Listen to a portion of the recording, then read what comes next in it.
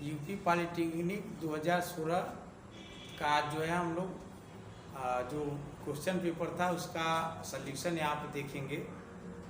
आज मतलब इसमें हम भौतिक और रसायन का सल्यूशन का हल बताएंगे, ठीक है। तो पहला प्रश्न है, ध्यान से देखिए। एक पंप 100 किग्रा पानी 20 मीटर ऊंचाई पर बने टैंक में 10 सेकेंड में चढ़ता है, उसकी शक्ति है। तो देखिए पहला है भौतिक 51 नंबर का प्रश्न है। एक टैंक है, यह 10 मीटर की ऊंचाई पे, कितना मीटर ऊंचाई पे? 10 मीटर की ऊंचाई पे है। इसमें पानी भरा हुआ है 100 किग्रा, मतलब 100 किग्रा पानी नीचे से टैंक में भरना है, नीचे से टैंक में भरना है। तो कह रहा है उसकी शक्ति बताओ। समय भी दिया है, समय कितना दिया है?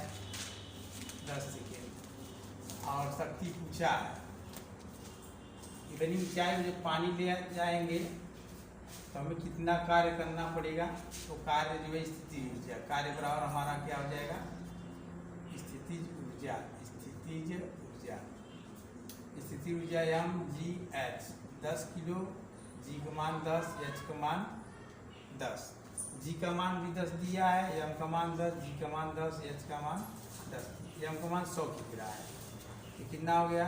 100 दाम 1000, 10,000, 10,000 जूल। क्या होगा?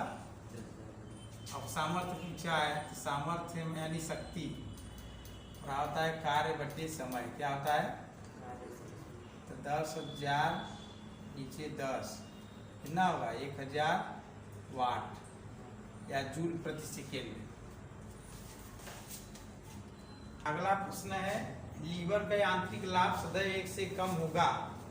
लीवर का यांत्रिक लाभ सदैव 1 से कम होगा। ध्यान देखिए, जो लीवर माने उत्तोलक, लीवर का हिंदी होता है उत्तोलक। उत्तोलक जो होता है उसका यांत्रिक लाभ कितना है? उत्तोलक का यांत्रिक लाभ 1 से कम है। 1 से क्या है? कम है सदैव। तो कौन सा प्रकार उत्तोलक होगा? तृतीय प्रकार का,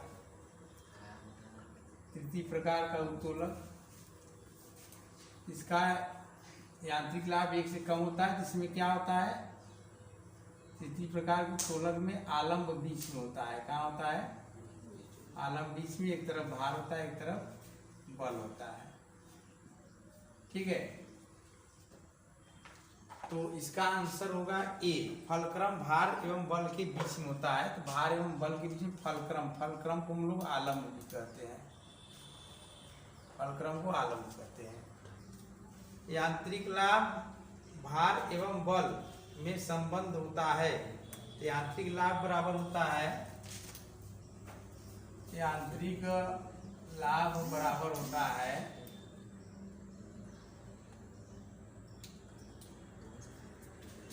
भार बटा आयास। यांत्रिक लाभ बराबर भार बटे आयास या आयास ऊर्जा बटे भार ऊर्जा, ठीक। यांत्रिक लाभ बराबर भार बटे आयास होता है। तो यांत्रिक लाभ को हम लोग जो है MA से प्रदर्शित करेंगे।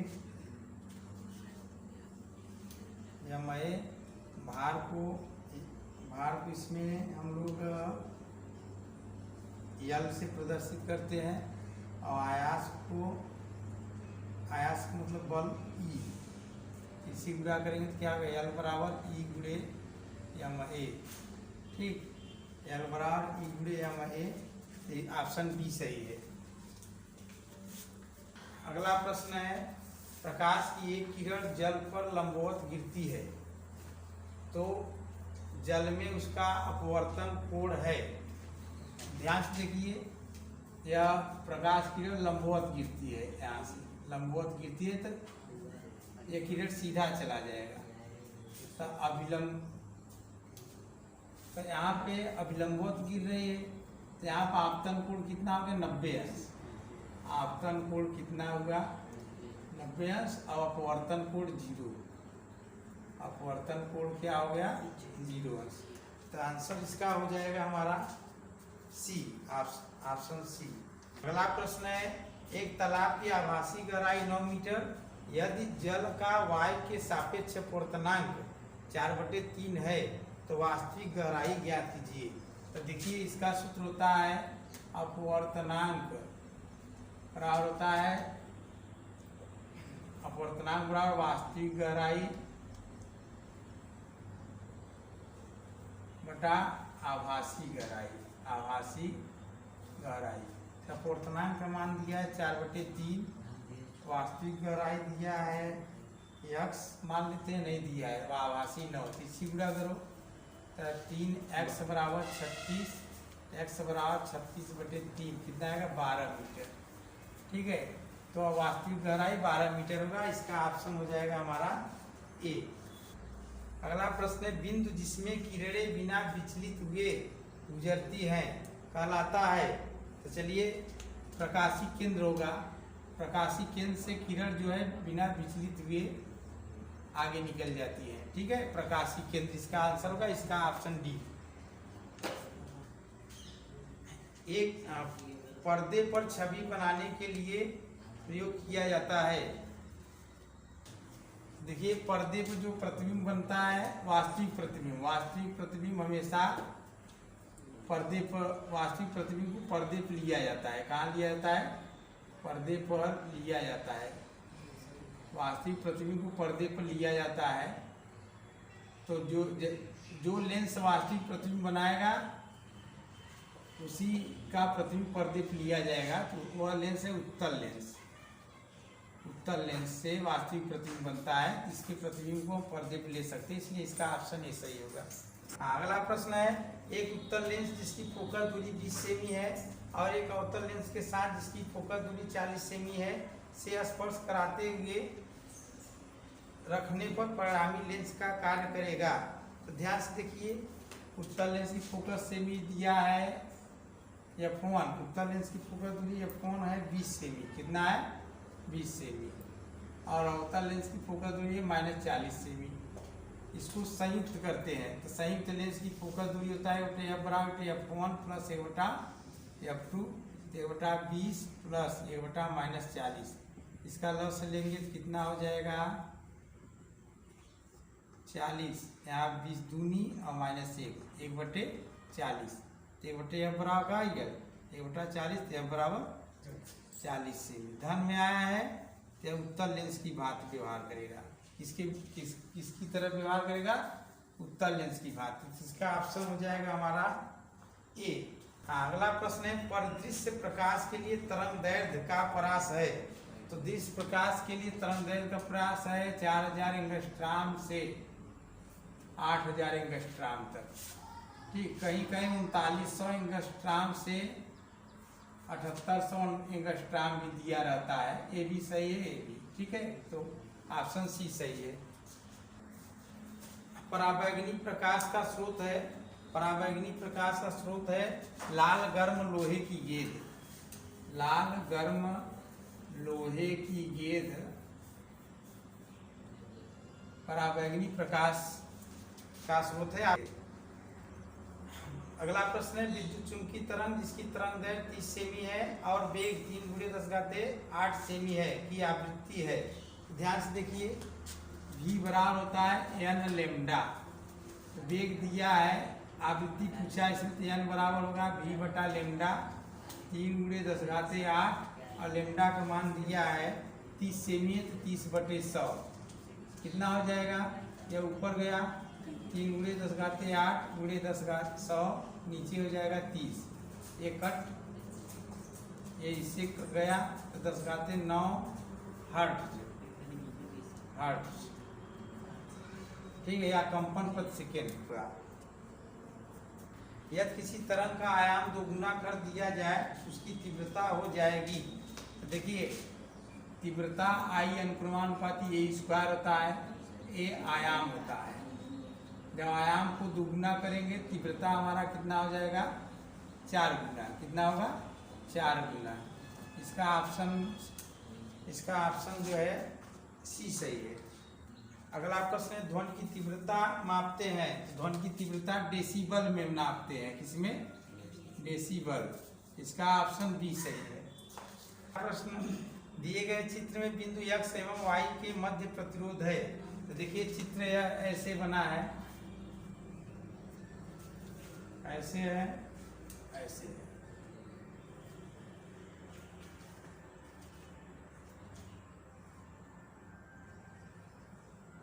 ठीक है,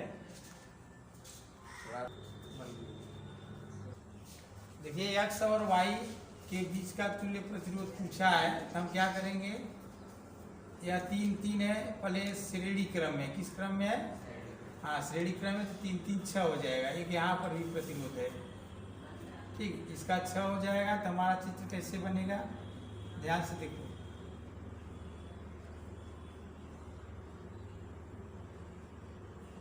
तीन तीन तीन, अब इसका कितना हो गया, 6। यह किस क्रम में है, समांतर क्रम में है। इसका तुल्य प्रतिरोध निकाली, 1/r बराबर 1/3 प्लस 1/6, 2 धन 1 बराबर 3/6, तार बराबर कितना हो जाएगा, 6/3 बराबर 2 हो, तो 2 हो गया।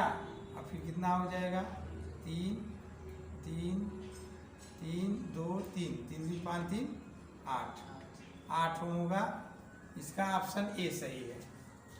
अगला प्रश्न है, 4 सेल जिनका विद्युत वाहक वोल्ट बल्ब 2 वोल्ट एवं आंतरिक प्रतिरोध 0.1 ओम है, सीरीज में जुड़े हुए हैं। इस बैटरी को 1 एमीटर आंतरिक प्रतिरोध नगण्य और 1.6 ओम का प्रतिरोधक एवं आर से सीरीज में जोड़ने पर 2 एम्पीयर की धारा प्रवाहित होती है। आर का मान, तो ध्यान से देखिए 4 सेल है, 4 सेल को पहले सीरीज में जोड़ा गया है, इसके बाद एक एमीटर से, फिर एक प्रतिरोध आर से, फिर एक प्रतिरोध किससे जुड़ा गया है, 1.6 1.6 इससे जुड़ा गया है। इसमें जो धारा बहती है वो धारा का मान कितना है, 2 एम्पीयर। हम क्या करेंगे, ध्यान देखिए, यह मीटर है, इसका प्रतिरोध 0 है, यहाँ पर आर बराबर 0 है। अब देखो हम क्या करेंगे, पहले इसका वोल्टेज निकालते हैं। 4 तो है तो V बराबर हो जाएगा, पूरा वोल्टेज हो जाएगा V बराबर 4 गुणे 1 सेल का 2, 1 सेल का कितना वोल्टेज है, 2, आंतरिक प्रतिरोध 0.1 है, 4 गुना 8 वोल्ट हो जाएगा ये, और आंतरिक प्रतिरोध 0.1 ओम 0.1 ओम 0.1 ओम 0.1 ओम, और फिर इधर 1.6 हुआ, तो कुल प्रतिरोध कितना आ जाएगा, कुल प्रतिरोध हो जाएगा 0.1 धन 0.1 धन 0.1 धन 0.1 धन 1.6 धन 8 हो जाएगा 16, मतलब 4, 2 प्लस 8, ठीक है। आई बराबर हो जाएगा हमारा V/R, R डैश, V का मान 8, नीचे V प्लस R, और आई के स्थान कितना लिखेंगे, 2 हो जाएगा 8/2 प्लस R। तिरछी गुणा करो, तिरछी गुणा करेंगे तो 2 दूना 4 प्लस 2R बराबर 8, 2R बराबर 4, R बराबर 2, तो इसका मान 2 होगा। इसका विकल्प सही होगा बी। करा अगला प्रश्न है, एक बिजली के हीटर पर अंकित है 3 किलोवाट एवं 250 वोल्ट। बिजली खर्च की दर ₹5 प्रति यूनिट है। इसे 5 घंटे तक लगातार चलाने पर बिजली का खर्च होगा।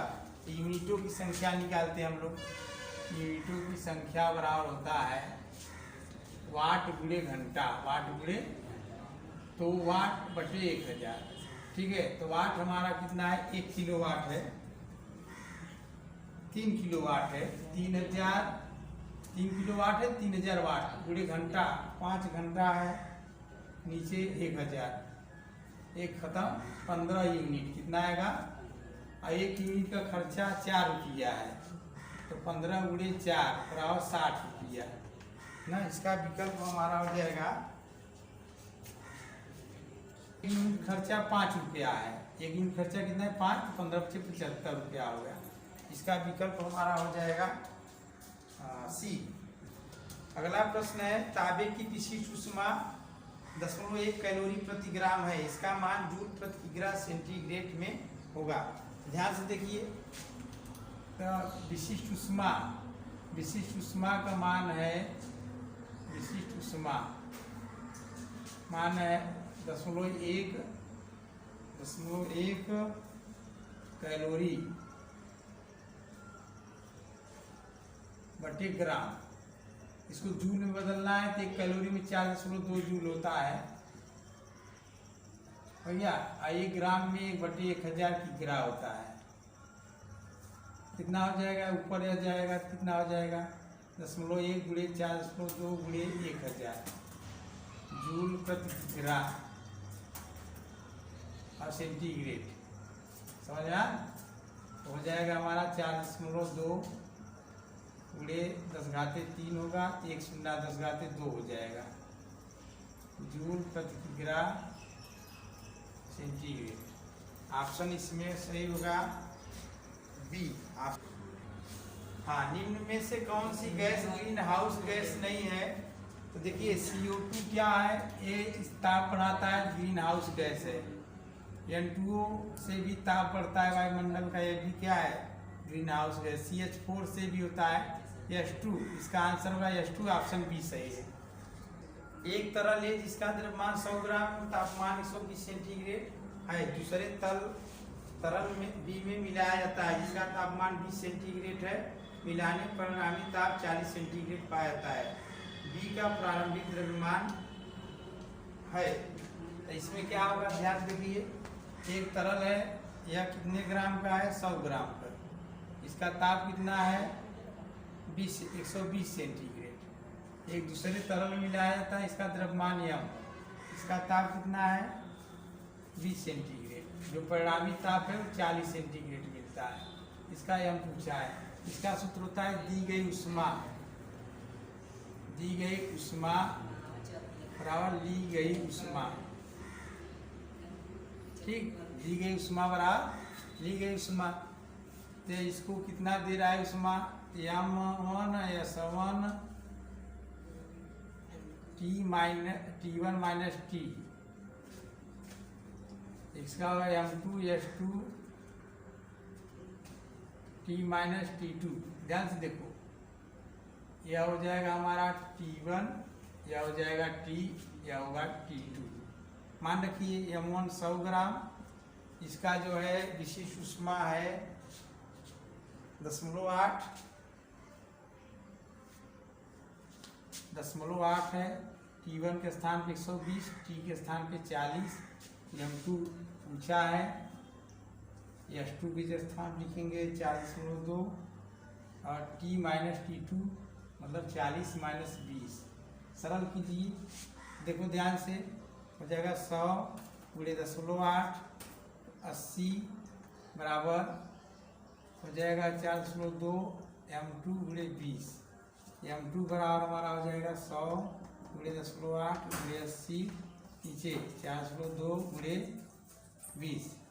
इसको सरल कीजिए।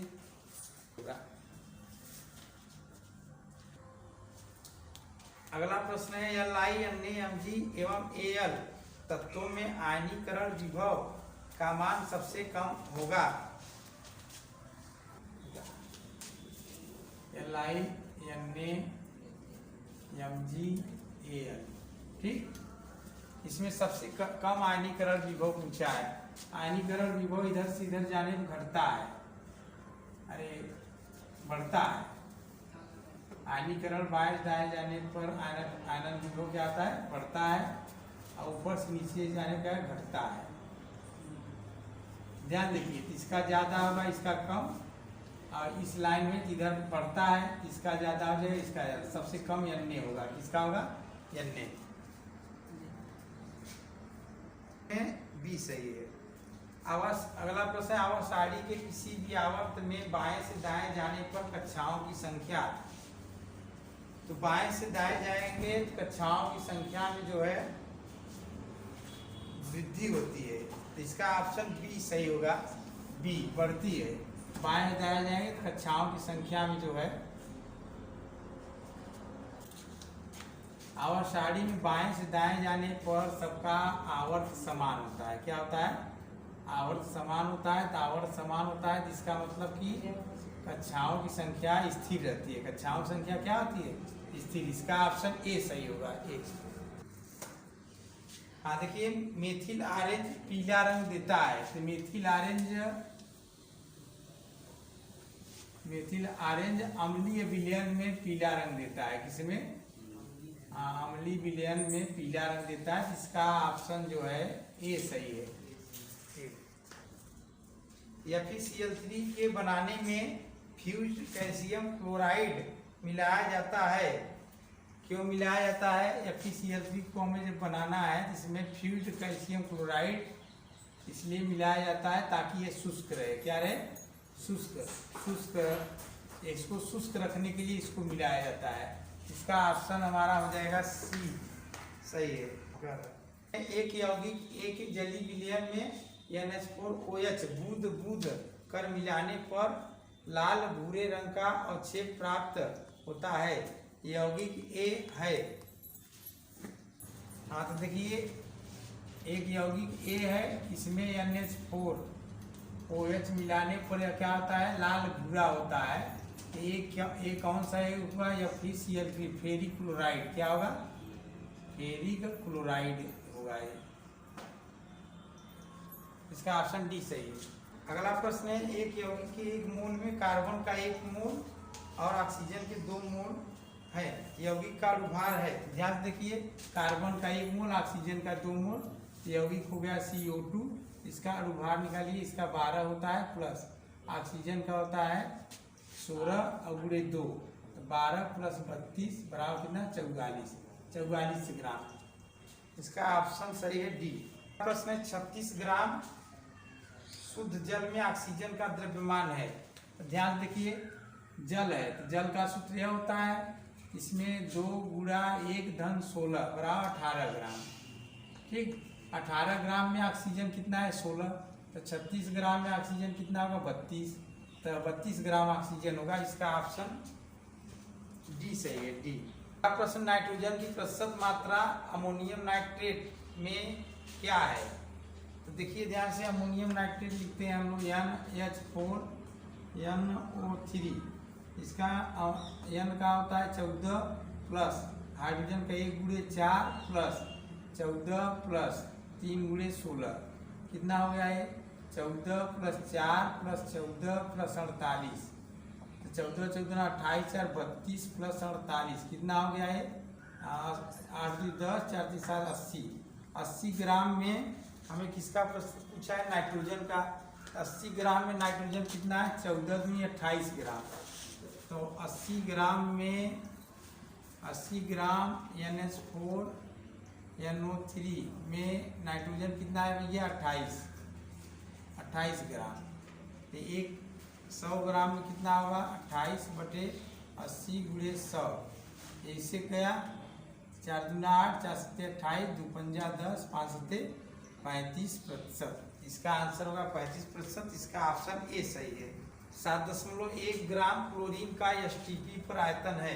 ध्यान दीजिए, क्लोरीन गैस होता है Cl2, जिसका होता है 35.5 गुणे 2, कितना हो गया? 71 ग्राम। ध्यान दीजिए, 71 ग्राम का आयतन STP को होता है 22.4 लीटर। तो 7.1 ग्राम कितना होगा? यहाँ पे 0.1 स्थान पीछे हो गया, यहाँ पर भी 0.1 स्थान पीछे हो जाएगा। यहाँ दशमलव नहीं है, लेकिन हम यहाँ मानेंगे दशमलव ना। दशमलव की एक स्थान यहाँ पीछे किए तो इसके उत्तर में भी पीछे कर देंगे। 2.24 लीटर। ये बी। यौगिक जिसके जलीय विलयन में विद्युत प्रवाहित करने पर विघटित हो जाता है। तो ध्यान से देखिए, तो कॉपर सल्फेट के जलीय विलयन में विद्युत प्रवाहित करेंगे तो विघटित हो जाएगा। इसका ऑप्शन सी सही है। अगला प्रश्न है, इलेक्ट्रोलाइट विलयन में धारा का प्रवाह होता है इसके प्रवाह से। तो देखिए, जब विलयन में धारा प्रवाहित होता है, धातु में तो मुक्त इलेक्ट्रॉन होता है। धातु में जब धारा प्रवाहित होगा किसके कारण? मुक्त इलेक्ट्रॉन। ठीक, और जब विलयन होगा तो उसमें किसके कारण धारा प्रवाहित होता है? आयन के कारण। किसके कारण? जिसका ऑप्शन डी सही है। स्टेनलेस स्टील में कार्बन का प्रतिशत है, स्टेनलेस स्टील में 0.01 से 0.25% तक कार्बन होता है। स्टेनलेस स्टील में प्रतिशत कार्बन कितना होता है? 0.01 से 0.25% तक होता है। ऑप्शन ए सही है। निम्न में से इसमें एल्युमिनियम नहीं होता है। हाँ तो देखिए, जर्मन सिल्वर में एल्युमिनियम नहीं होता है ना, जर्मन सिल्वर में एल्युमिनियम नहीं होता है। इसका ऑप्शन सी सही है, सी। चलो, नाइट्रोजन एवं हाइड्रोजन से अमोनिया गैस बनाने के लिए उत्प्रेरक प्रयोग होता है। तो ध्यान देखिए, N2+3H2 से 2NH3 प्राप्त होता है। इसमें उत्प्रेरक होता है FeMO। Fe मतलब आयरन, MO मतलब मॉलिब्डेनम। इसका ऑप्शन ए सही है। चीनी साल्टपीटर नाम है, चीनी साल्टपीटर किसका नाम है? चीनी साल्टपीटर ये नाम है NaNO3 सोडियम नाइट्रेट का नाम होता है चीनी साल्टपीटर। ऑप्शन सी सही है। अगला प्रश्न है, स्टोरेज बैटरी में अम्ल का प्रयोग होता है। स्टोरेज बैटरी में H2SO4 अम्ल का प्रयोग होता है। जो स्टोरेज बैटरी होता है उसमें H2SO4 अम्ल का प्रयोग होता है। इसका ऑप्शन ए सही है। उत्प्रेरक V2O5 का प्रयोग निम्न के उत्पादन से होता है। V2O5 जो होता है एक उत्प्रेरक है।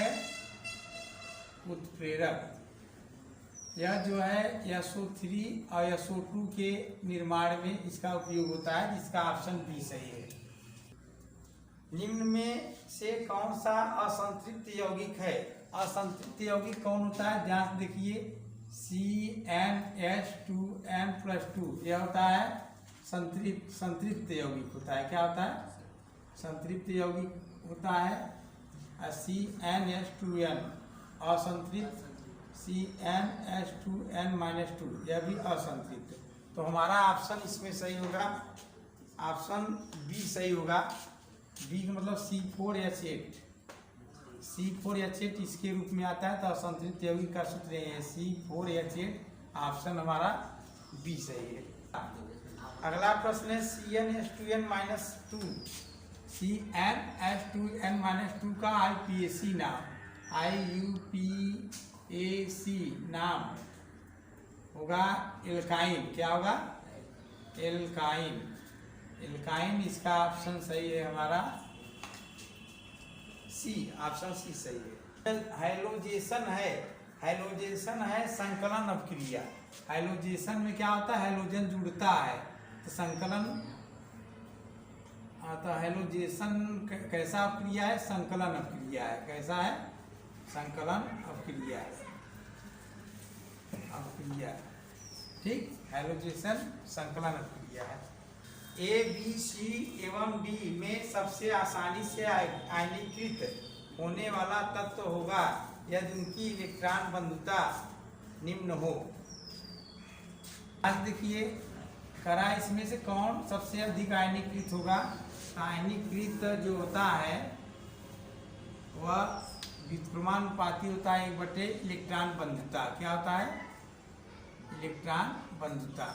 जिसका इलेक्ट्रॉन बंधुता सबसे कम होगा वह अधिक आयनीकृत होगा। किसका इलेक्ट्रॉन बंधुता सबसे कम है? इसका ऑप्शन आंसर डी, इसमें डी है। ऑप्शन में भी डी है। ऑक्सीकरण अपक्रिया में होता है। तो ऑक्सीकरण अपक्रिया में क्या होता है? ऑक्सीजन जुड़ता है। ऑक्सीकरण अपक्रिया में क्या होता है? ऑक्सीजन जुड़ता है। इसमें क्या होता है? इलेक्ट्रॉन का हानि होता है। इलेक्ट्रॉन का क्या होता है? इलेक्ट्रॉन का हानि। ठीक, ऑप्शन इसमें ए सही है। अगला प्रश्न है, निम्न में से किसके क्रिस्टल में जल उपस्थित होता है? निम्न में से किसके क्रिस्टल में जल उपस्थित होता है? तो धोने का सोडा, धावन सोडा में जल उपस्थित होता है। ठीक है, इसका सूत्र होता है Na2CO3 10H2O। तो इसमें जल उपस्थित होता है। इसका ऑप्शन डी सही है। अगला प्रश्न है सोडियम पोटेशियम लवण। तो सोडियम पोटेशियम लवण, सोडियम पोटेशियम लवण यह क्या है? अशुद्ध लवण है। क्या है? अशुद्ध लवण। ठीक, लवण कई प्रकार होते हैं। सोडियम पोटेशियम लवण अशुद्ध लवण है क्योंकि इसमें सोडियम का भी है और पोटेशियम का भी है। इसका ऑप्शन हमारा सी सही है। अम्ल ए, बी, सी और डी का पीएच मान। ए का पीएच मान दिया है 1, बी का दिया है 2, सी का दिया है 3, डी का दिया है 4। तब हमें पूछ रहा है कौन प्रबल अम्ल है। तो जिसका पीएच मान सबसे कम होगा वो प्रबल अम्ल होगा। इसका ऑप्शन ए सही होगा। अगला प्रश्न है 1 किग्रा भार। 1 किग्रा भार बराबर होता है 1 किग्रा भार बराबर होता है 9.8 न्यूटन और इसको लिखेंगे 980 डाइन। तो 1 किग्रा भार में 980 डाइन होगा। इसका ऑप्शन बी सही है। प्रश्न है एक मेज की ऊपरी सतह पर रखी वस्तु पर लगने वाला घर्षण बल निर्भर नहीं करता बल के तो देखिए घर्षण बल जो है, घर्षण बल किस पर निर्भर करता है? पहला स्पर्श रेखीय, स्पर्श क्षेत्रफल पर, स्पर्श क्षेत्रफल पर निर्भर करता है ना। और दूसरा वस्तु के भार पर, भार जितना ज्यादा होगा घर्षण बल बढ़ता जाएगा। तीसरा वस्तु के पदार्थ पर। तो घर्षण बल इस पर निर्भर करता है लेकिन बल के प्रकार पर निर्भर नहीं करता है। इसका ऑप्शन ये सही है। प्रश्न है चलती हुई साइकिल का पहिया करता है तो है वह रेखी गति भी करता है, घूर्णी गति भी करता है। तो दोनों होता है, घूर्णन गति व रेखी गति, दोनों गति करता है। इसका ऑप्शन ए सही है। अगला प्रश्न है अर्घ मात्रक है। अर्घ मात्रक है तो देखिए अर्घ कार्य का मात्रक होता है। किसका? कार्य का मात्रक। ठीक, 1 जूल बराबर होता है 10⁻7 अर्घ। आप ए सही है। निम्न में कौन सा जीवाश्म ईंधन नहीं है? जीवाश्म ईंधन इसमें जो है बायोमास, बायोमास जो होगा वो जीवाश्म ईंधन नहीं है। इसका ऑप्शन बी सही है। प्रश्न है किसी वस्तु पर बल F पर लगाने पर वह v वेग से गतिमान हो जाती है तो उस पर लगने वाली शक्ति का मान होगा, शक्ति बराबर होगा बल गुणे वेग। क्या होगा? बल गुणे वेग। ठीक, तो F गुणे v इसका ऑप्शन हो जाएगा हमारा, इसका ऑप्शन ए सही है। हाँ देखिए 2016 में भौतिक और रसायन का जो है पॉलिटेक्निक ग्रुप में 2016 का भौतिक रसायन का आज पेपर हम जो है इसमें सॉल्व कर लिए हैं। ठीक।